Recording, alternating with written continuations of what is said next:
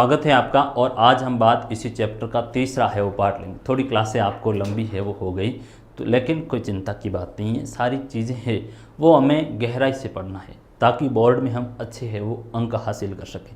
ऐसा नहीं है होता तो मैं आपको है वो जल्दी से आधे घंटे में भी है वो फैक्ट लिखवा लेता, लेकिन नहीं, हमें सारी चीज़ें लिखनी पड़ती हैं। तो उसके लिए सारी बातों को मुझे है वो लिखना पड़ रहा है। तो हम है वो इसमें 600 जो BC से लेकर के 600 ईस्वी तक की है वो बात कर रहे थे कि किस समय है वो राजा, किसान और नगर सोसाइटी की क्या स्थिति थी, उनके ऊपर हम बात कर रहे थे। आज है वो हम इसमें बात करेंगे कि किस तरह से वो दक्षिण भारत में सरदारियों का उदय होता है। दक्षिण भारत, आज दक्षिण भारत की आपको यात्रा करवाऊंगा और इस समय है वो अलग अलग सरदारियों का उदय होता है, उनके ऊपर है वो हम बात करने वाले हैं। और साथ ही साथ मैं आपको ये भी सूचना दे दूं कि ये जो क्लासें आपको मिलेगी वो एक प्ले लिस्ट में मिलेगी। किस में मिलेगी? प्ले लिस्ट में। तो प्ले लिस्ट में से आप सारी क्लासों को है वो क्रमिक रूप से में देखें। उसमें है वो आपके 2 आगे वीडियो आए हुए हैं इसी क्लास के, तो उनको भी आप देखें कि 2 पार्ट आपके आए हुए हैं। ये है वो हमारा आज का है वो तीसरा है वो पार्ट हो जाएंगे। तो तीसरे पार्ट को भी आप अच्छे तरह से है वो नोट्स बनाकर है वो लिखें। साथ ही साथ टेलीग्राम ग्रुप को भी ज्वाइन कर लेना और जल्दी ही हमारी ऐप भी आएगी ताकि आपको अच्छी तरह से उसमें नोट्स भी मिलेंगे, सारी चीज़ें है वो मिलेगी। तो आज हम है वो दक्षिण भारत की सरदारियों के ऊपर बात करेंगे, किस तरह से है वो सरदारियों ने है वो दक्षिण भारत की व्यवस्था में जिनकी बड़ी भूमिका थी, पांड्यों की है वो उसमें बात करेंगे किस तरह की थी। तो आज बात कर लेते हैं दक्षिण भारत और सरदारियाँ। नवीन राजधर्म में बात ये आती है कि उत्तर भारत ये तो मौर्यों का था, अब दक्षिण में है वो चलेंगे। तो आ जाओ सब हम दक्षिण भारत की यात्रा करवा कर लाता हूँ क्या स्थिति है।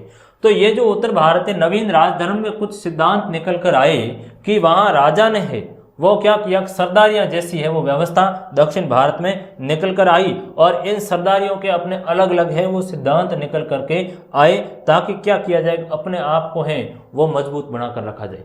तो दक्षिण भारत में एक बात करेंगे हम सरदारियों की। किसकी बात करेंगे? सरदारियां। दक्षिण भारत है, दक्षिण भारत को जो क्षेत्र है वो इसको तमिलकम क्षेत्र कहा गया। दक्षिण भारत का तमिलकम क्षेत्र, और तमिलकम क्षेत्र में क्या क्या आएगा वो भी देख लो। तमिलकम क्षेत्र जिसमें आंध्र प्रदेश का कुछ भाग आता है, तमिलनाडु का जो क्षेत्र है और केरल का क्षेत्र है। यहां पर क्या हुआ कि अलग है वो राजवंशों का उदय हुआ और 3 महत्वपूर्ण है वो राजवंश दक्षिण भारत में आए। तो तमिल क्षेत्र में है वो चोल है, चेर है और पांड्य राजाओं का शासन रहा। आपसे पूछा जाएगा कि तमिलकम क्षेत्र में है वो कौन से क्षेत्र आते, तो आपको ये बताना पड़ेगा। फिर है वो तमिलकम क्षेत्र में कौन से है वो नए राजवंशों का उदय हुए, तो आप कहोगे कि साहब जो चोल है, फिर चेर है और पांड्य जो राजवंश है, इनका है वो उदय कहां पर होता है? इस तमिलकम क्षेत्र में होता है। ये है वो एक तरह की सरदारिया व्यवस्था कहा जाता है। सरदारिया व्यवस्था। सरदारिया का मतलब क्या हुआ? ये क्या थे कि राजा के आगे सरदार लोग थे, राजा के आगे हैं वो सरदार लोग थे। इनके हैं वो अपने कुछ जन्मजात विशेषाधिकार है, वो जन्मजात अधिकार नहीं थे, स्थायी अधिकार नहीं थे, बल्कि उनको कुछ विशेष पावर दिया गया। जैसे ये क्या करेंगे, ये जो सरदार होते थे, बेसिक एक व्यवस्था होती है राजा। राजा हुआ, राजा के नीचे ये सरदार आते थे, ये सरदार या सरदारी व्यवस्था। अब ये राजा को भेंट देते थे, ये क्या करते थे? राजा को भेंट। और ये जो नीचे है वो कृषकों से क्या करते थे? टैक्स वसूलते थे। क्या लेते थे? कर है वो लेते थे, और ये कर लेकर के राजा को ऊपर देने का काम कर रहे थे। तो सरदारिया व्यवस्था है वो दक्षिण भारत में जाकर उभरी और ये चोल, चेर और पांड्य राजाओं का है वो शासन रहा। और इनके बारे में हमें जो जानकारी मिलती है वो शिल्पादि कर्म करके एक ग्रंथ है, उससे जाकर के हमें जानकारी मिलती है। तो इनके बारे में हमें जानकारी कहाँ से मिलती है? शिल्पादि कर्म एक ग्रंथ है, तमिल ग्रंथ, और तमिल जो संगम साहित्य उससे हमें जानकारी मिलती है। कहाँ से मिलती है? संगम जो लिटरेचर है उससे जाकर के जानकारी मिल रही है। तो इसको मैं आपको आगे लिख लेता हूं, इसको है वो हटा देते हैं। तो जो इनके बारे में हमें जानकारी है वो कहाँ से मिलती है? तो दक्षिण भारत के जो संगम साहित्य उससे मिलती है। तो कहेंगे कि जो दक्षिण भारत में जो पांडे राजाओं के बारे में जानकारी तमिल संगम साहित्य से मिलती है।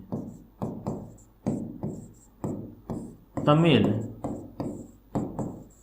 संगम साहित्य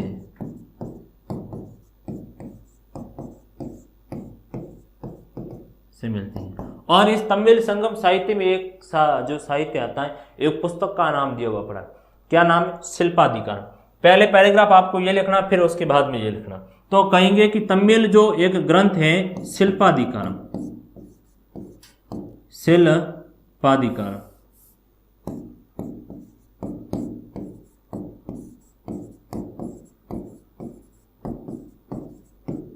तमिल ग्रंथ है शिल्पाधिकारम। और तमिल ग्रंथ जो शिल्पाधिकारम है, ये जो इलंगो आदिगल हुए थे उन्होंने लिखा था। नाम क्या है? इलंगो आदिगल। याद नहीं रहेगा, नहीं करना। किसने लिखा था? इलंगो आदिगल।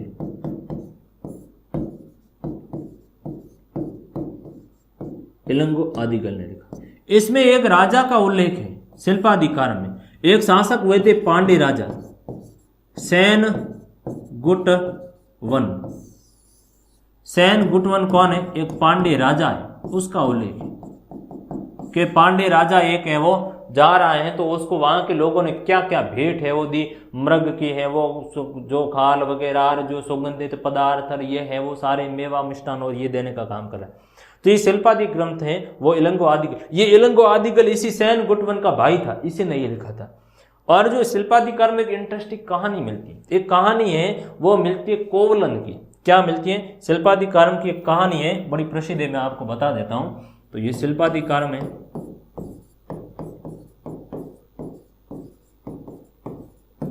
तो शिल्पाधिकारम में है रचना तो यही इलंगो आदिगल, ठीक है। और इसमें जो कहानी मिलती है वो कोवलन की मिलती है। एक कहानी है कोवलन, और कोवलन की पत्नी है जिसका नाम है कणगी। क्या है? कोवलन की जो पत्नी है कणगी, उसकी। और इसकी एक प्रेमिका है जिसका नाम है माधवी। इसको गणिका है वो कहेंगे। तो भाई साहब है वो बहुत ज्यादा प्रेम करते हैं किससे? माधवी से। सारा पैसा लुटा लिया गया। वो माधवी गोकुल धाम सोसाइटी वाली माधवी नहीं है, ये इसकी गणिका प्रेमिका है। सारी संपत्ति इस पर लुटा दी। फिर बाद में भूख मरने के दिन आए तो भाई साहब कमाने निकले। घर पर आए तो इनकी पत्नी ने कहा कि चलो ठीक है ये करके आए हो, गलत किया लेकिन फिर भी मैं आपका साथ देती हूँ। तो इनकी पत्नी जो कणगी है उसने इनको मदद की और फिर ये जाते हैं एक राजा के वहां। फिर वहां पर है वो कुछ चोरी हो जाता है, कोवलन को राजा दंड दे देता है, मृत्यु दंड है वो दिया जाता है। फिर राजा को पता चलता है तो राजा पछतावा है वो करता है। और इसी जो कोवलन और ये जो माधवी है इनकी जो संतान हुई थी मणि मेखले करके वो इनकी संतान है।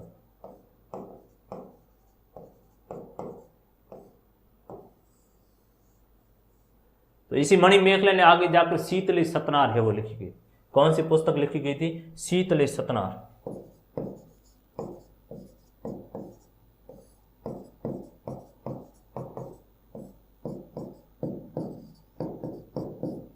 मणि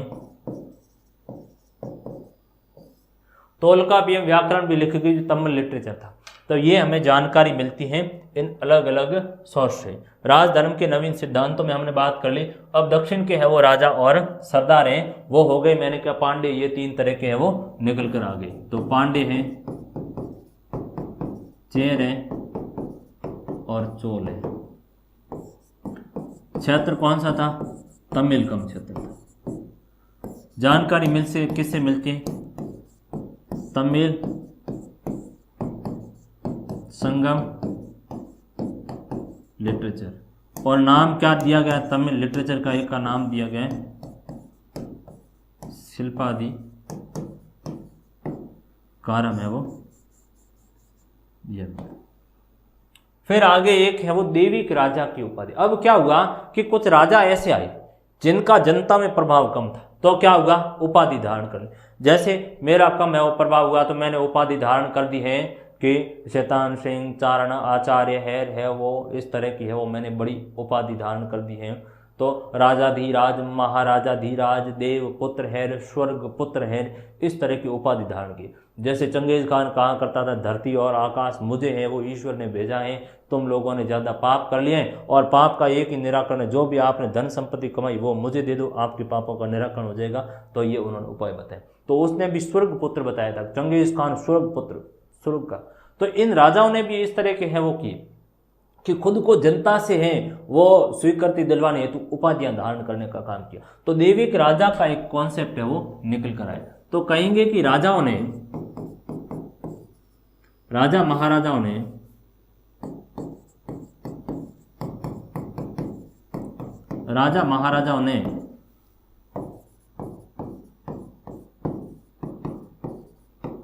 अपने आप को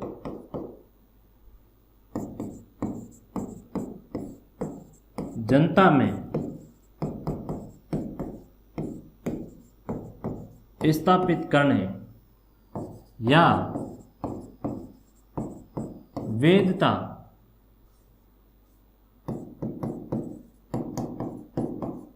स्थापित करने के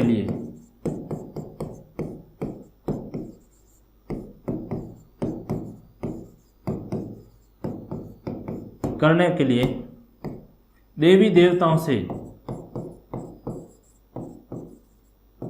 संबंध स्थापित किए, देवी देवताओं से संबंध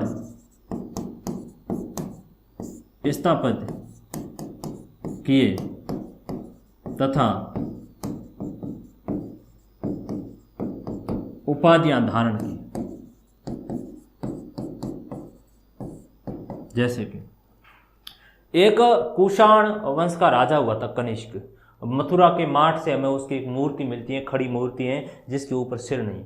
तो कनिष्क ने वो क्या किया कि अपने आप को है वो देव तुल्य स्थापित किया कि मैं तो है वो देव पुत्र हूँ। जिस तरह से है वो जो चीन के शासक हुए थे, तो चीन के शासकों ने भी जनता में अपनी स्वीकृति दिलवाने हेतु स्वर्ग पुत्र की उपाधियां धारण की थी। तो इस तरह कुषाण जो कनिष्क हुआ उसने भी देवपुत्र की उपाधि धारण की। और आगे जाकर के है वो हरिशण आता है समुद्रगुप्त का दरियादी, और उसने तो इस कदर डींग हाँक दी कि साहब समुद्रगुप्त है कुबेर का समान है, यानी उसके पास इतनी धन संपत्ति है। वो तो इंद्र के समान वर्षा का है वो देवता, वरुण के समान वो तो जल का देवता है।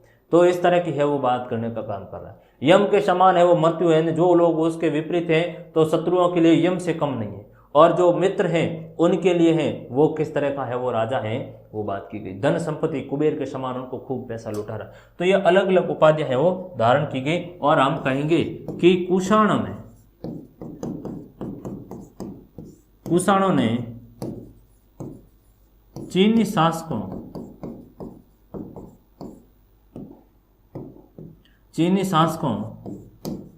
की भांति चीनी शासकों ने कौन सी उपाधि धारण की थी? स्वर्ग पुत्र की। तो इसके कॉस्टिक में आप है वो नीचे लिखना, चीनी शासकों की भांति देवपुत्र की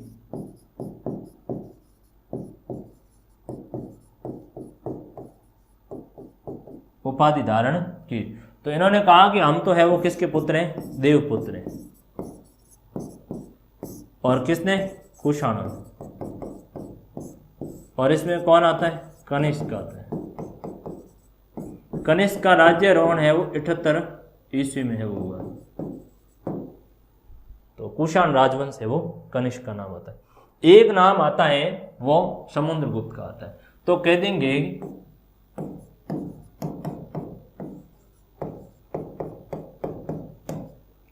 प्रयाग प्रशस्ति इसको इलाहाबाद स्तंभ लेख पर उत्कीर्ण करवाया गया। तो प्रयाग प्रशस्ति के लेखक हरिसेन ने अपने राजा, हरिसेन है वो अपने राजा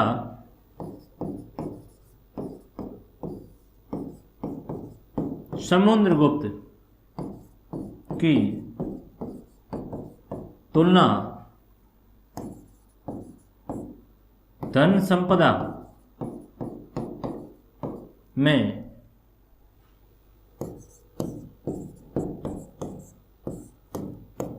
कुबेर से की। धन संपदा में किससे की है? वो कुबेर से कर दिया कि साहब इतना ये तो पैसा है, तो कुबेर से है वो की। फिर इसने है वो यम, इंद्र व वरुण के समान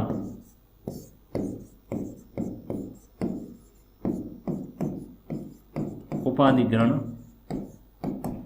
तो हरिसेन है वो अब इसमें सारी की सारी डींग हाँक रहा है कि साहब हमारे राजा साहब की तो क्या बात कर रहे हो, और समुद्रगुप्त तो है धन संपदा में तो कुबेर से भी कम नहीं, सारा खजाना है वो पड़ा है। ठीक है साहब। और जो शत्रुओं के लिए तो ये साक्षात यमराज है और उनको मारने का है वो काम कर रहे हैं, और है वो वर्षा के देवता के रूप में, जब चाहे तो ये इंद्र के समान है, जिस समय इच्छा हुई आपके है वो बारिश करवा दी। यानी इस तरह की उपाधियां धारण कर रहे, जिनका टारगेट था कि अपने आप को जनता से क्या करो, आप है वो संबंध स्थापित करो। तो ये भी मुझे भी स्वीकार नहीं किया तो मैंने भी उपाधि धारण कर दी कि आचार्य श्रेष्ठ श्रीमान शैतान सिंह जी चारण। ये भी क्या हुआ, ये मैंने एक उपाधि धारण की ताकि क्या हो, जुड़ा हो। तो इनका भी टारगेट यही था कि क्या होगा, ये जनता से वो जुड़ाव पैदा होगा। तो ये राजा की है वो स्थिति के ऊपर हमने बात की ली कि राजा ने दैविक शक्ति है वो धारण की, अपने आप को देवताओं से वो तुलना की, बड़ी बड़ी उपाधियां है वो ग्रहण की। तो यहां तक राजा की स्थिति। अब है वो हम कहाँ चलेंगे, गांवों में चलेंगे और गांवों को दृश्य को देखेंगे। ग्रामीण जो देहात में किस तरह से बड़ा परिवर्तन हो रहा था, गांवों में है वो बड़ा परिवर्तन हो रहा। कृषि में है वो उत्पादन ज्यादा होने का काम कर रहे हैं। राजा महाराजा आए, भूमि दान दे दिया, मैंने भी है वो कोई व्यक्ति और उसको कह दिया भाई चल ले जा 5 बीघा और खा पी और ऐश कर। तो इस तरह भूमि दान के भी हमें साक्ष्य मिलने का काम कर रहा है। और है वो अन्य जो स्थितियां, व्यापार में भी परिवर्तन होने का काम किया, शिल्प में भी है वो स्थिति में परिवर्तन हुई। तो उनके ऊपर है वो बात करते हैं। ग्रामीण जो दृश्य है देहात का, उसके ऊपर बात करेंगे गांव की क्या स्थिति रही थी। तो ग्रामीण देहात को या ग्रामीण को एक ही बात है। तो इसमें है वो कृषि की स्थिति क्या थी, कृषि की स्थिति, यानी कृषि में अब उपज है वो बढ़ा, उत्पादन है वो बढ़ा। और उत्पादन बढ़ने का कारण क्या, उत्पादन बढ़ने का यदि कारणों की बात की जाए प्यारे बच्चों, तो यहां पर है वो लोहे के फाल वाले हलों का प्रयोग, लोहे के फाल वाले हलों का प्रयोग। अब लोहे के फाल वाले हलों का प्रयोग किया गया और उनसे क्या हुआ, कृषि के अंतर्गत है वो अधिक उत्पादन होने का काम है वो किया गया। तो हलों का है वो लोहे के फाल वाले आगे है वो हल तीखे होते थे और उससे क्या हुआ कि जमीन में है वो गहराई तक खोद देता था भूमि को, और बीज है वो बहुत ही ज्यादा गहराई में चला जाता। तो ये एक स्थिति निकल कर आई कि साहब कृषि में अधिक उत्पादन हुआ, तो ये तरीका भी निकल कर आया। फिर व्यापार में भी है वो बढ़ोतरी हुई, व्यापार में स्थापित वृद्धि हुई और श्रेणियां बनी। इस समय व्यापारियों की क्या बनी, श्रेणियां हैं वो संघ बनने शुरू हुए, गिल्ड है वो बनने शुरू हो गए और व्यापार को बढ़ावा मिलने का काम है वो ग्रामीण हुआ। शिल्पकारी है वो बुनकारी, इनमें भी है वो बड़ा परिवर्तन होने का काम है वो हुआ। तो जनता में राजा की छवि। अब जो ग्रामीण देहात का एक दृश्य देखते हैं तो राजा की छवि में बदलाव हुआ। राजा को हम देखेंगे कि राजा क्या कर रहा है कि जो साधु का या किस तरह का अपना एक बनावटी वेश बनाकर गांव में जाता है और जनता की बात को सुनता है कि जनता मेरे बारे में क्या करे। तो जनता है वो उसको गालियां देती है कि मूर्ख है, कुछ नहीं, दिन भर है वो सैनिकों को और अधिकारियों को मिलता है, हम भेजता है, हमसे संपत्ति है वो हमारी छीन के ले लेते हैं, रात को है वो चोर डकैत ये आते हैं हमारी सारी संपत्ति लेके। तो राजा को है वो क्या कर रहे हैं, वे गालियां देने का काम कर रहे हैं। तो इससे ये बात निकल कर आई कि इस राजा और जनता, राजा और प्रजा के बीच संबंध है वो कैसे थे, खराब थे, तनावपूर्ण संबंध थे, क्योंकि राजा का उद्देश्य था ज्यादा से ज्यादा अपने खजाने को भरना, और जिससे प्रजा की हालात खराब हो गई थी उतनी संपत्ति जनता की थी नहीं। तो तरीका क्या हुआ, तरीका ये हुआ कि साहब वहां से क्या करो, आप हैं वो बोरी बिस्तर समेट लो, जूते डालो जेब में और भाग जाओ जंगल की ओर। तो उस समय लोगों ने भी यही तरीका किया और वे जंगलों का रास्ता अपना लिया, जिसके कारण है वो स्थिति के अंतर्गत सुधार हो। तो जनता में है वो राजा की छवि देख लेते, तो कहेंगे कि जनता और राजा के संबंध काफी तनावपूर्ण देखने को मिलते हैं।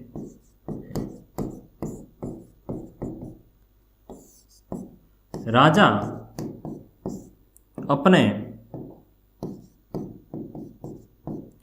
अपने कोष को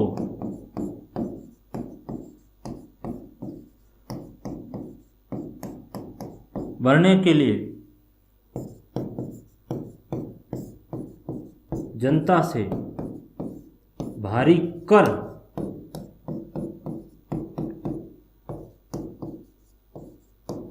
वसूलता था तथा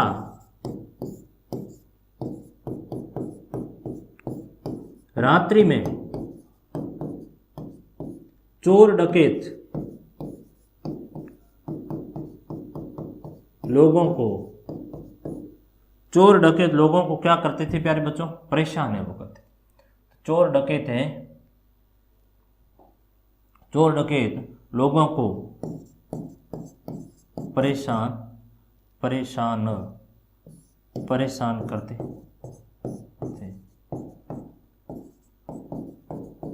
इससे इस तरफ लिख लेना, इससे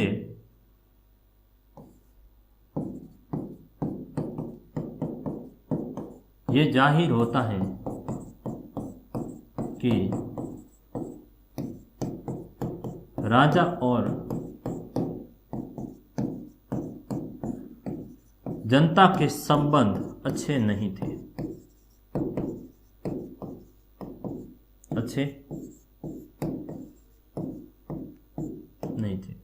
तो ये स्थिति आई, राजा और प्रजा के बीच संबंध है वो कहीं ना कहीं प्रभावित ज्यादा थे।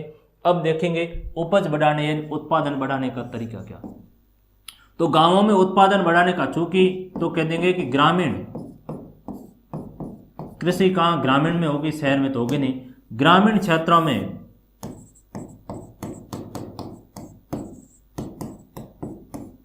कृषि में भारी बदलाव देखने को मिलते हैं। इस समय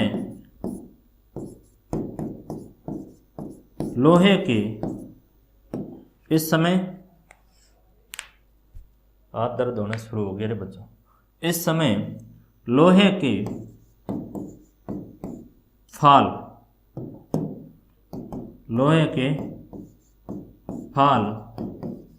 वाले बड़े हलों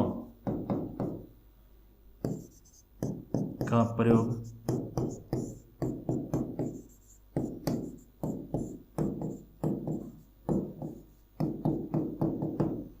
तो उपज बढ़ाने का तरीका लोहे के हलों का आप प्रयोग करो।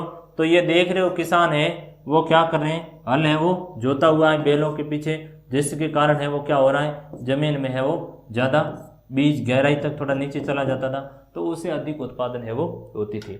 लेकिन है वो सारे लोग किसान का काम नहीं करते थे, कुछ शिल्पकार थे, कुछ बुनाई का काम है वो कर रहे थे, रंगाई छपाई का ये काम कर रहे थे। एक हमारे हैं वो सिंचाई सुविधाओं में भी वृद्धि हुई थी। सिंचाई के लिए सुदर्शन झील का एक उदाहरण आता है।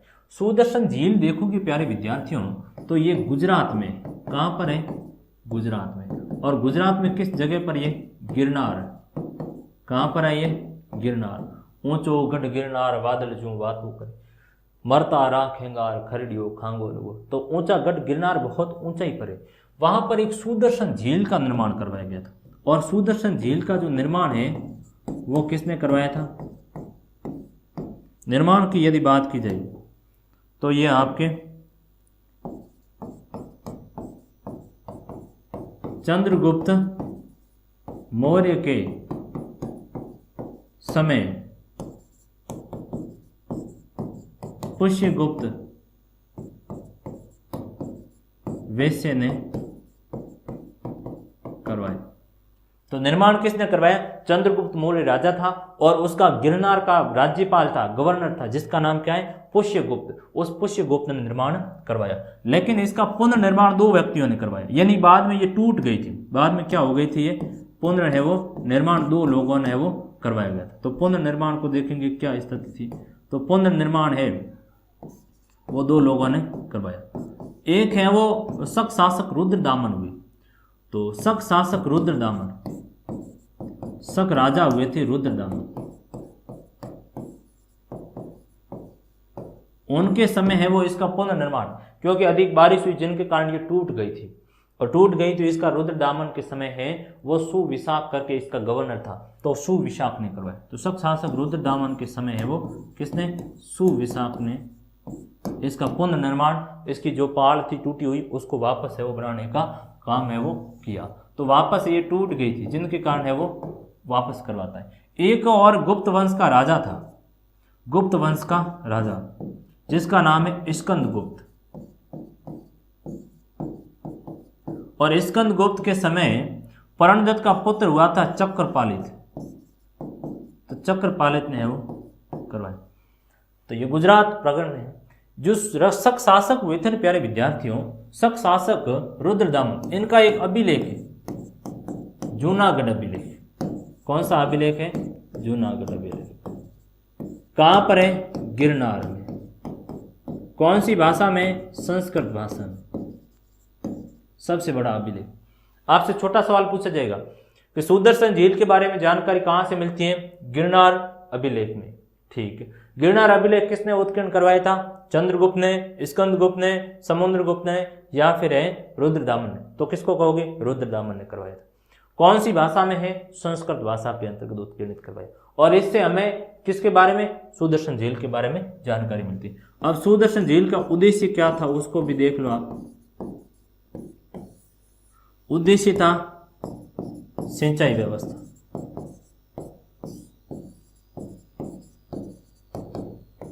फिर पेयजल, फिर वर्षा जल संग्रहण, वर्षा जल संग्रहण। तो ये सुदर्शन झील का एक बड़ा मसला हमने सॉल्व कर लिया। ग्रामीण समाज की स्थिति को है वो देख लो। तो ग्रामीण समाज की यदि स्थिति को देखा जाए तो ग्रामीण समाज में है वो कई वर्ग थे। जैसे कि हमें तमिल लिटरेचर से जानकारी मिलती है कि वहां पर है वो बड़े बड़े जमींदार भी थे। कैसे थे, ग्रामीण समाज में बड़े बड़े जमींदार थे।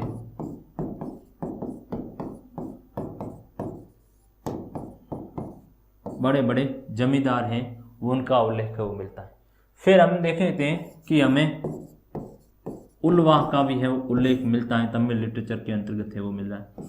फिर हमें देखेंगे कि अणिमेयी का उल्लेख मिलता है, यानी दासों का भी है वो उल्लेख मिलता है। तो इनका भी है वो हमें उल्लेख मिल रहा है। एक गृहपति शब्द मिलता है। क्या शब्द मिलता है, गृहपति, यानी घर का मुखिया है, उसका उल्लेख मिलता है। तो ग्रामीण समाज है अलग अलग भागों में बंटा हुआ था। छोटे किसान भी थे। किस तरह के थे, छोटे छोटे छोटे किसान भी थे। तो छोटे किसान थे, बड़े बड़े जमींदार थे, उल्वा थे, उल्वा भी हैं वो छोटे छोटे ये किसान थे। दास थे, फिर घर का मुखिया के रूप में वो व्यक्ति काम कर रहा था, किसान है वो कर रहा था। तो ये ग्रामीण भारत की है वो एक स्थिति निकल करके आई। तो हम भूमिदान के बारे में है वो बात करेंगे, किस तरह से जो संभ्रांत वर्ग है, संभ्रांत का मतलब क्या हुआ, संभ्रांत का मतलब हुआ अमीर वर्ग, जैसे राजा के बाद में जागीरदार हुआ करते थे, अमीर कुलीन वर्ग हुआ करते थे वो। तो इसमें बताया गया कि साहब किस तरह से जो भूमिदान की प्रथा थी, भूमिदान का क्या मतलब हुआ, यानी जो भूमिदान देने की प्रथा, जैसे कि राजा है तो वो राजा भूमि किसको दे रहा है, ब्राह्मण को दान दे रहा है, या अन्य सरदारों को दे रहा है, या किसी और को दे रहा है, उससे कोई फर्क नहीं पड़ता। तब बात एक इसमें निकल कर आई कि ये संभ्रांत वर्ग है, ये राजा जो संभ्रांत वर्ग को क्यों भूमिदान दे रहा है, ऐसी क्या स्थिति निकल कर आई। तब इतिहासकारों ने एक बात कही कि भाई जैसे मैं शासक हूँ और मैं भूमिदान देने का काम कर रहा हूँ, किसी सरदार को दे रहा हूँ या ब्राह्मणों को दे रहा हूँ, कोई निम्न वर्ग के शिल्प है, कारी है, या किसी किसानों को उनको दे रहा हूँ, तो उसके इतिहासकारों ने काफ़ी संदेह का प्रश्न खड़ा किया। मैं इसलिए भूमिदान दे रहा हूँ कि मेरी जनता के ऊपर से पकड़ अब कम रह गई, एक तो ये कारण हो सकता है। दूसरा ये कारण रह सकता है कि मैं कृषि में निवेश करना चाहता हूँ, कृषि में ज़्यादा बढ़ावा देना चाहते हो, उस हेतु मैं भूमिदान का काम है वो कर रहा हूँ। दो बात। तीसरी बात, मैं इसलिए कर रहा हूँ कि कुछ निम्न वर्ग के लोग हैं जिनके पास भूमि नहीं है, तो उन लोगों को है वो जमीन दे रहा हूँ ताकि वे अपना गुजारा करें। तो ये बेसिक इतिहासकारों ने संदेह व्यक्त किया। और विशेषकर संभ्रांत वर्ग में बात की गई कि अमीर वर्ग के लोग है वो भूमिदान नहीं देते थे, उसमें महिलाओं को भूमिदान का अधिकार था ही नहीं, महिलाओं को भूमिदान का अधिकार था ही नहीं, यानी महिलाओं को भूमिदान का अधिकार नहीं था, भूमिदान का अधिकार नहीं था। तो इसमें एक महिला का नाम दिया गया, प्रभावती गुप्त का नाम है कि प्रभावती गुप्त ने भूमिदान का काम है वो प्रारंभ किया एक महिला होते हुए। महिलाओं को था नहीं कि है वो आप भूमिदान का काम करो, तो महिला के रूप में प्रभावती गुप्ता का नाम आया। प्रभावती गुप्त चंद्रगुप्त द्वितीय की पुत्री, जिसका वाकाटक नरेश रुद्रसेन के साथ विवाह किया और उसने भूमिदान दी। तब है वो इतिहासकारों ने उस बात के ऊपर प्रश्न चिन्ह लगाए कि साहब कुलीन वर्ग के लोगों में शायद भूमिदान देने की प्रथा थी, और ये एकमात्र महिला थी। आपसे सवाल पूछा जाता है एकमात्र महिला शासिका जिन्होंने भूमिदान का काम किया, तो वो प्रभावती गुप्ता थी, उन्होंने है वो भूमिदान का काम है वो प्रारंभ किया। तो भूमिदान देने के बेसिक कुछ कारण निकल कर आए। भूमिदान कोई दे रहा है तो उसकी दो तीन बातें, एक तो कृषि में निवेश हेतु दे रहा है, शासक क्या करें, कृषि में निवेश को बढ़ावा दे रहा है, कृषि में निवेश को बढ़ावा दे रहा है। दूसरी बात, शासक इसलिए भूमिदान का काम है वो कर रहा है ताकि ये वो जो सरदार है इनके ऊपर नियंत्रण वगैरह कर सके, सरदार वगैरह हैं इनके ऊपर से नियंत्रण नहीं रहा है, अब भूमिदान देकर उनको रिझाने का प्रयत्न कर रहे हैं कि आओ मैं तुम्हें भूमि दे रहा हूं और आप मेरे साथ में जुड़ो, क्योंकि कहीं ना कहीं शासक कमजोर हो रहा है, इसलिए भूमिदान। प्रथम तो कृषि में निवेश, दूसरा नियंत्रण हेतु, और तीसरा एक जो बात की गई कि शायद जो भूमिहीन वर्ग थे, भूमिहीन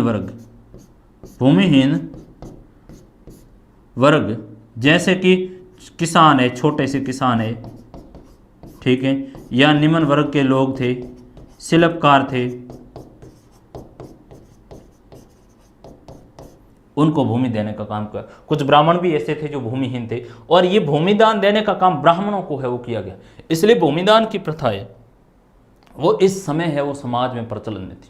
कुछ बातें ये मैंने पहले लिखी थी पूर्व में, ये मेरा जो चैप्टर मैंने सारा करवाया था, लेकिन इसमें कुछ एक गड़बड़ी हो गई कि वो चैप्टर उसकी आवाज़ रुक गई थी, तो अब ये जो लिखी हुई मैं आपको बातें समझा देता हूँ। तो इसमें जो बात की गई साहब किस तरह से भूमिदान का है वो काम, भूमिदान का जो काम है वो एक तरह से प्रारंभ का हुआ, और भूमिदान की प्रथा है वो प्रचलन में इस समय है वो थी।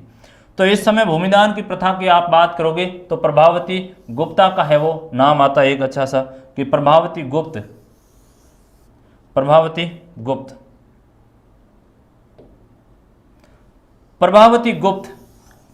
चंद्रगुप्त द्वितीय की पुत्री थी, और इन्होंने है वो भूमिदान का काम किया।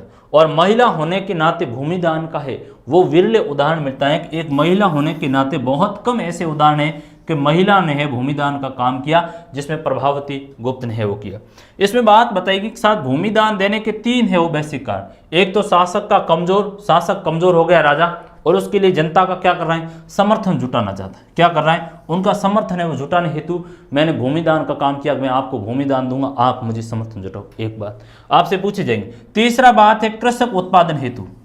आपसे पूछा जाएगा कि संभ्रांत वर्ग में भूमिदान देने के क्या कारण थे, कोई 3 कारण है वो बताइए। 4 अंक में सवाल बनता है तो उसमें हमें ये बात बतानी पड़ेगी। तो कृषक उत्पादन में है वो वृद्धि, यानी शायद शासक कृषि में बढ़ावा दे रहा था। और तीसरी बात है वो दिखावा करने का काम कर रहा है, देखो हम लोगों को किस तरह से भूमिदान देते हैं, उनकी है वो एक तरह से उनके हितों की है वो देखभाल करने का काम है वो कर रहे हैं। तो ये बातें आई जिनसे हमें बात समझ में आती है कि साहब भूमिदान की प्रथा उस समय वो मौजूद थी।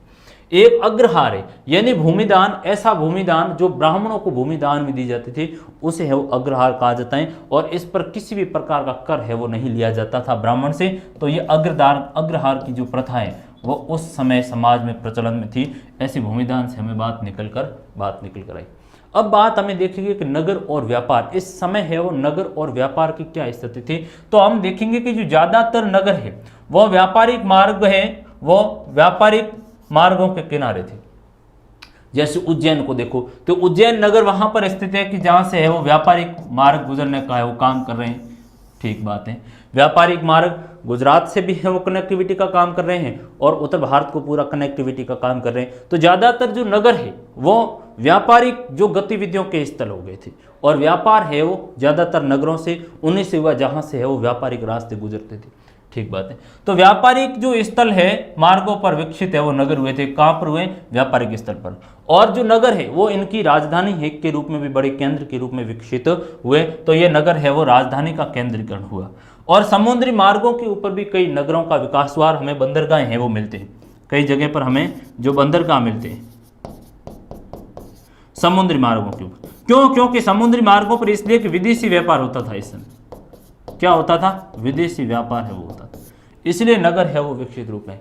कुछ ऐसे नगर थे स्थल मार्ग के रूप में, समुद्री मार्ग के रूप में, और कुछ ऐसे नगर थे जो सांस्कृतिक गतिविधियों के बड़े केंद्र थे। सांस्कृतिक गतिविधियों में है वो नगर बड़े प्रसिद्ध थे, जिसमें मथुरा का नाम आया कि मथुरा है वो सांस्कृतिक गतिविधि का बड़ा केंद्र रहा।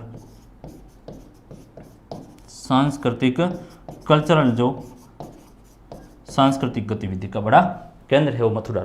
तो ये नगरों की स्थिति है। आपसे पूछा जाएगा कि इस समय नगरों की क्या स्थिति थी, तो आप बताओगे कि साहब नगर है वो व्यापार की गतिविधियों के बड़े केंद्र थे और ज़्यादातर नगर है वो राजधानी केंद्र बने हुए थे। और नगर है वो हम देखते हैं कि या तो नगर वहाँ पर भी विकसित हुए जो जल मार्ग के रास्ते थे, बंदरगाह वहाँ पर विकसित होने का काम हुआ क्योंकि विदेशी व्यापार होता था, चीन के साथ व्यापार होता था, अफ्रीका के साथ में होता था। तो ऐसी स्थिति में है वो ये नगर विकसित होने का काम हुआ। और कुछ नगर ऐसे भी थे जो सांस्कृतिक गतिविधियों के बड़े केंद्र रहे। तो आप एक इसका है वो स्क्रीनशॉट यदि लेना चाहते हैं तो ले लीजिए, फिर हम बात को आगे बढ़ाते हैं। आगे जो हम देखेंगे दूसरी महत्वपूर्ण बात है कि नगरों की स्थिति है वो क्या थी, इस समय कौन कौन से है वो नगर थे। तो इस समय यदि नगरों की स्थिति के ऊपर बात की जाए तो नगर व्यापारिक गतिविधियों के केंद्र थे, सांस्कृतिक गतिविधियों के है वो केंद्र थे,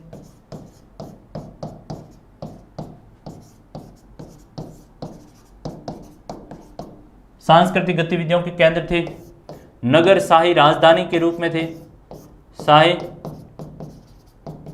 राजधानी के रूप में थे, प्रशासनिक बड़े केंद्र है वो नगर बनकर उभरे थे। तो ये बेसिक नगर थे। और उसमें एक बड़े नगर का उदाहरण बताया हुआ है पाटलिपुत्र नगर का। किस तरह से है पाटलिपुत्र 5वीं सदी तक आते आते हैं वो मौर्य वंश के शासकों ने है उसको बढ़ावा देने का काम है वो एक तरह से किया था। फिर है वो आगे जाकर और भी इसका विकास हुआ कि राजधानी राजगृह से हटाकर इसको है वो पाटलिपुत्र को बनाया गया। हालांकि पाटलिपुत्र 7वीं सदी तक आते आते पाटलिपुत्र है वो एक तरह से पतन की ओर चला गया था, केवल खंडहर था। ऐसा चीनी यात्री है वो स्वयं तांग आए, उन्होंने बताया था कि अब है वो पाटलिपुत्र का पूरी तरह से अवसान हो चुका था। तो पाटलिपुत्र नगर के बारे में है वो स्थिति के ऊपर भी हम देखेंगे कि पाटलिपुत्र नगर है वो किस तरह से है वो बड़ी गतिविधियों का केंद्र हमारा रहा था। तो पाटलिपुत्र नगर का देख लेंगे, आगे आया हुआ है। फिर नगरों में संभ्रांत वर्ग और शिल्पकार, यानी नगरों में किस तरह से संभ्रांत जो अमीर वर्ग है उनकी क्या स्थिति है उसके ऊपर बताया गया है कि नगरों में संभ्रांत वर्ग और शिल्पकारों की क्या स्थिति थी। क्योंकि हमने देखा था कि जो कुछ वर्ग ऐसे थे, निम्न वर्ग के लोग ऐसे थे, तो वे हैं वो शासकों की दृष्टि में है वो बहुत दूर रहे, उनका है वो इतना जुड़ाव है वो नहीं रहा। शिल्पकार वगैरह ऐसे लोग भी जिनका इतना है वो संबंध नहीं रहा। और इस समय है वो शिल्पकारों की अच्छी स्थिति थी। हमें है वो कुछ श्रेणियाँ जैसे संगठन है वो मिलते हैं जिन्होंने शिल्पकारी का काम है वो किया। तो उसमें देखेंगे कि व्यापारियों की जो श्रेणियाँ, व्यापारियों के जो संघ थे उनको है वो श्रेणियाँ कहा गया। व्यापारियों का जो संघ था उनको क्या कहा गया, श्रेणियां है वो कहा गया, गिल्ड कहा गया। और ये क्या करती थी, ये व्यापार को है वो व्यापारिक गतिविधियों को बढ़ावा देने का काम कौन करती थी, श्रेणियां है वो करती थी। व्यापार एक जगह से दूसरी जगह तक है वो बड़े व्यापार को है वो गति प्रदान करने का काम किया। इस समय शिल्पकारों में यदि देखेंगे तो बुनकर है जो वस्त्र बुनाई का काम करते थे, क्या करते थे, वस्त्र बुनाई का काम वगैरह करते थे, वस्त्र बुनाई का। मिट्टी के बर्तन है जो कौन बनाता था, कुम्हार है वो मिट्टी के बर्तन बनाने का काम है वो करता था, कुम्हार का काम इस समय था। फिर लोहे का जो काम है वो कौन करता था, लोहार है वो करता था। सोनार है वो सोने का काम करता था।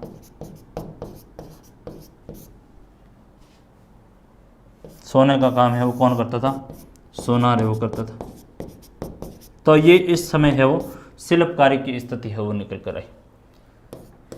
तो ये इस समय है वो शिल्पकारी की स्थिति, व्यापार को बढ़ावा देने के लिए श्रेणियां थी, इन्होंने है वो व्यापार को बढ़ावा देने का काम है वो किया। बात को आगे है वो बढ़ाएंगे कि किस तरह से सिक्के और राजा मुद्रा शास्त्र की क्या स्थिति रही, यानी इस समय सिक्कों की क्या स्थिति रही 600 जो इस कालखंड में देखा जाए। तो दोस्तों यदि सिक्कों की यदि बात की जाए तो 6ठी शताब्दी ईसा पूर्व में है वो ज़्यादातर सिक्के कैसे थे, आहत सिक्के थे।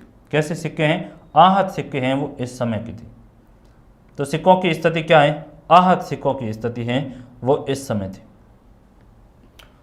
आहत सिक्के थे। आहत सिक्के यानी ठोक कर है जिनको बनाया जाता था। आहत सिक्कों को क्या किया जाता था, ठोक कर, जैसे कि कोई सिक्का है वो हमें बनाना है तो उनके ऊपर ठप्पा देकर आहत करके है वो बनाते थे, भारी भरकम भार के द्वारा आहत मार कर है वो ठोक कर बनाए जाते थे।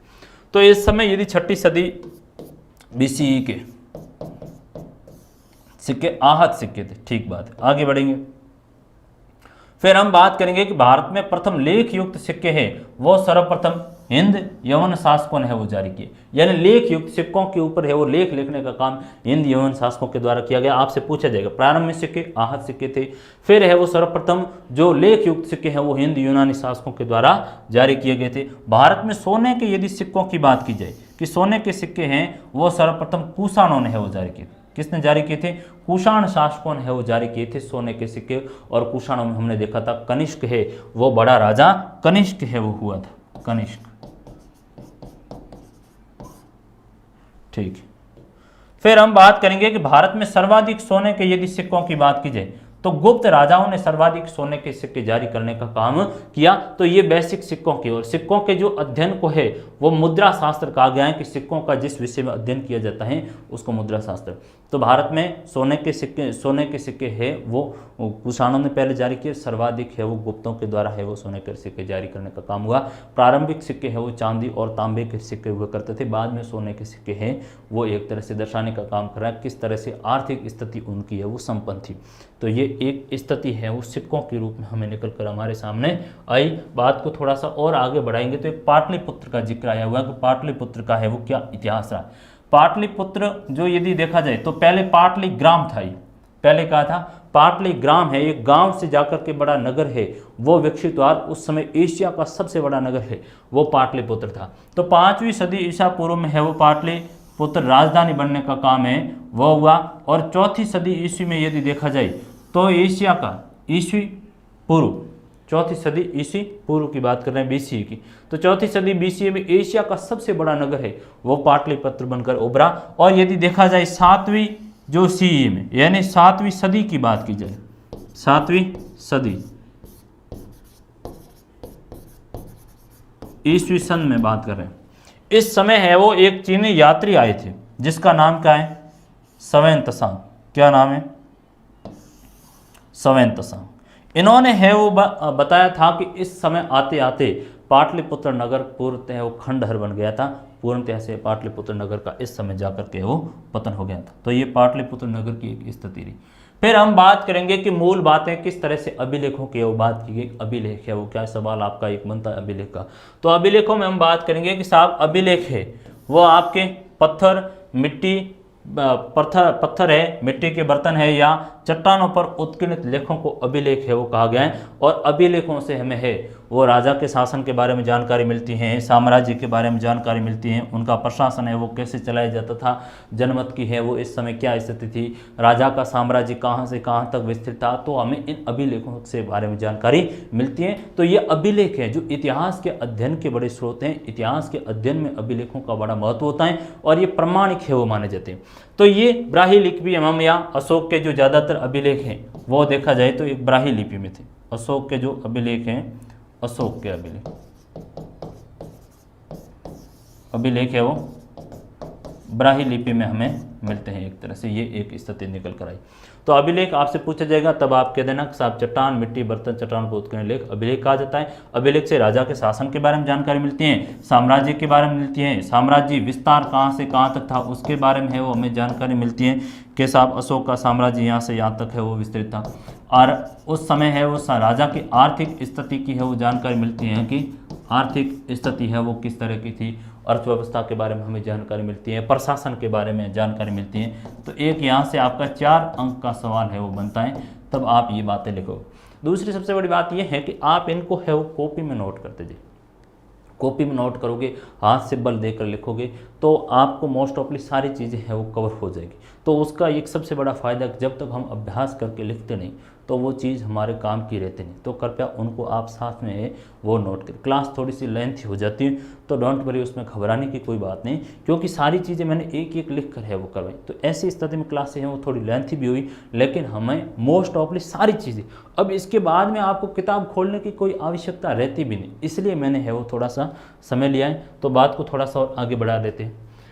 यानी खरोष्टी लिपि को कैसे पढ़ा गया, तो हमने देखा कि साहब सर्वप्रथम है वो जेम्स प्रीसेम करके एक अंग्रेज अधिकारी थे, अंग्रेज अफसर थे, उन्होंने है वो इसको पढ़ने का काम है वो जेम्स प्रीसेम के द्वारा 1838 में किया गया। कहीं पर 1800 है वो 37 भी है वो बताया गया है, तो 1838 हमारे पुस्तक में आया हुआ है। उसमें बताया गया है कि किसी भी अभिलेख को इन्होंने जब पढ़ा तो उन्होंने देखा कि सो यूनानी भाषा का कोई शब्द है और उसमें यदि शासक का नाम अपोलोडोर्स लिखा हुआ है, उसका प्रतीक अ को और जो खरोष्टी लिपि के शब्द हैं उसका मिलान करके इन्होंने अध्ययन करने का काम किया, उससे ही वो भाषा का अध्ययन किया। क्योंकि आज भी यदि हमें किसी भाषा का अध्ययन करना है तो हमें उनकी लिपि के हैं जो प्रतीक चिन्ह उन अक्षरों को मिलान करके ही हम है वो उनके बारे में पता चल सकता है। तो ये यूनानी भाषा और खरोष्टी लिपि के बारे में है वो बात की गई। जेम्स प्रीसेम ने पहली बार अशोक के जो अभिलेखों की भाषा को पढ़ने का काम है वो जेम्स प्रीसेम के द्वारा है वो किया गया। इस तरह से जो अभिलेख है वो इतिहास लेखन में है वो साक्ष्य के रूप में अभिलेखों का बड़ा महत्व रहता है। इतिहास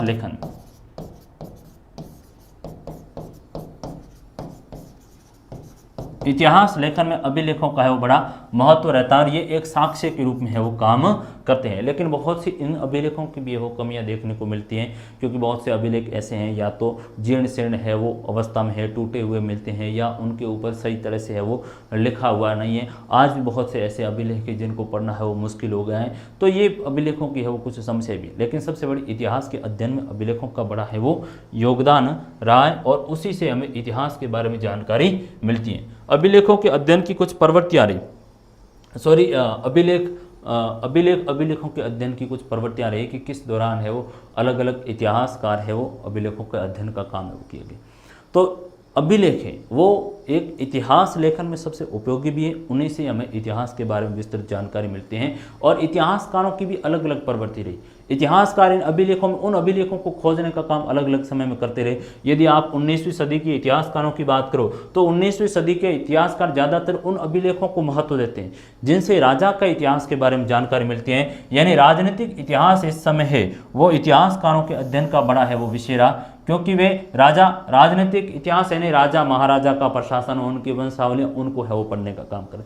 लेकिन सने सने है वो इसमें भी हमें इतिहास का एक दौर देखा गया कि 19वीं सदी के बाद में 20वीं सदी का दौर था कि जिस दौरान इतिहासकारों का जो अध्ययन का विषय है वो राजनीतिक इतिहास नहीं रहा। और इस समय के जो इतिहासकारों ने जो बल दिया वह सामाजिक और आर्थिक इतिहास के ऊपर बल दिया कि हमें केवल और केवल किसी वंशावली राजा की वंशावलियों को भारी भरकम कौन पुत्र था, कितने भाई थे, कैसे मरे, उनसे नहीं, बल्कि उस समय सोसाइटी की क्या स्थिति थी, उस समय समाज, उस समय अर्थव्यवस्था, इकोनॉमी की क्या स्थिति थी, उनका भी है वो अध्ययन करना चाहिए।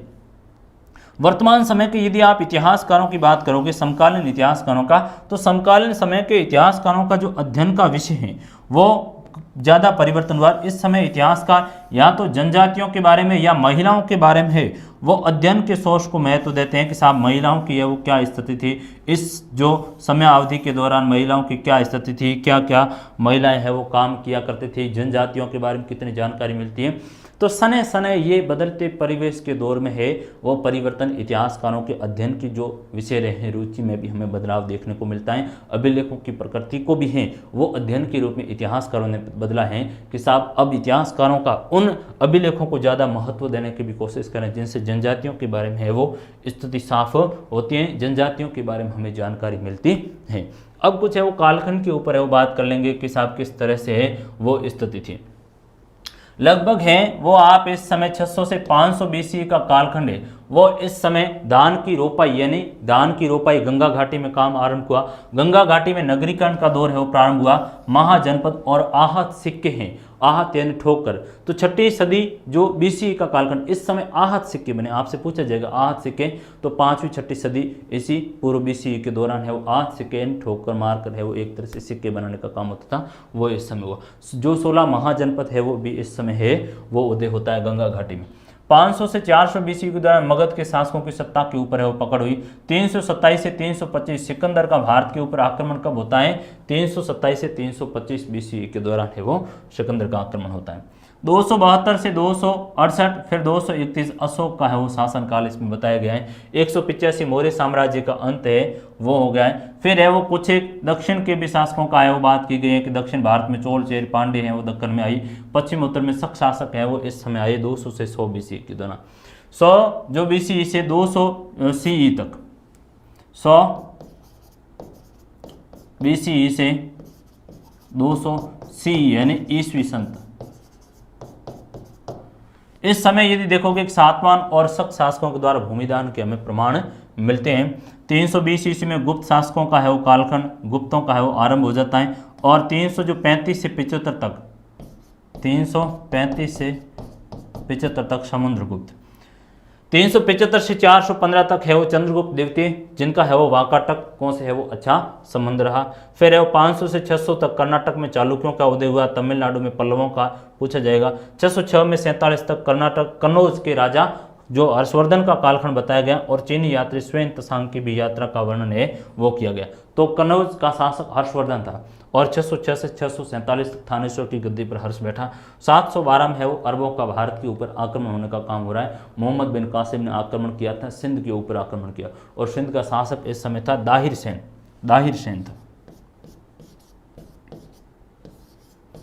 दाहिर सेन और उसका पुत्र जय सिंह है वो इस समय इस युद्ध में वो मारे गए थे। तो ये मोटा एक घटनाक्रम है वो हमने इसमें लिया। 600 बीसी से लेकर के 600 जो सीई तक का है वो कालखंड हमने इसमें समेटने का काम है वो किया। तो हमारी आज की जो क्लास है मोटे तौर से हमने 600 जो बीसी से लेकर के 600 ईसी सीई तक का कालखंड को समेटा। इस दौरान है वो क्या क्या मोटी मोटी घटनाएं घटित हुई उनको है वो हमने देखने का काम है वो किया।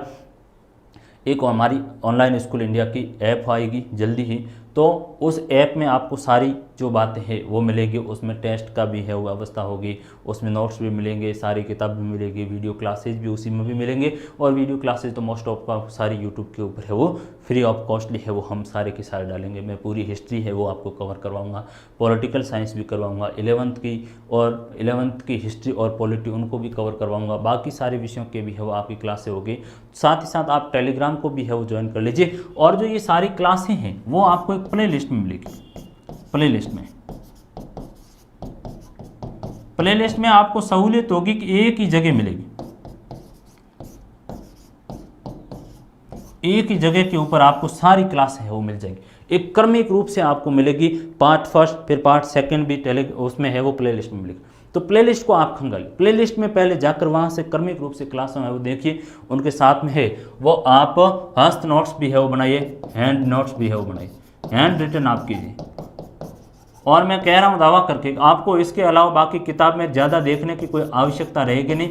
मैंने पूरी पुस्तक को भी है वो उसमें समेट लिया है, कोई भी चीज़ आपकी मोस्ट ऑफ प्लेस में बाहर गई नहीं, सारे पॉइंट थे उनको एक एक करके है वो हमने यहाँ पर डिस्कशन किया, अच्छी तरह से है वो लिखा। टेलीग्राम ग्रुप, टेलीग्राम को भी है वो आप ज्वाइन कर लीजिए, क्लास को भी है वो आपको शेयर करना और क्लास को सब्सक्राइब भी कर लीजिए यदि नए हैं। तो आज की हमारी क्लास है वो यहीं पर संपन्न हुई। जय हिंद, बहुत बहुत धन्यवाद।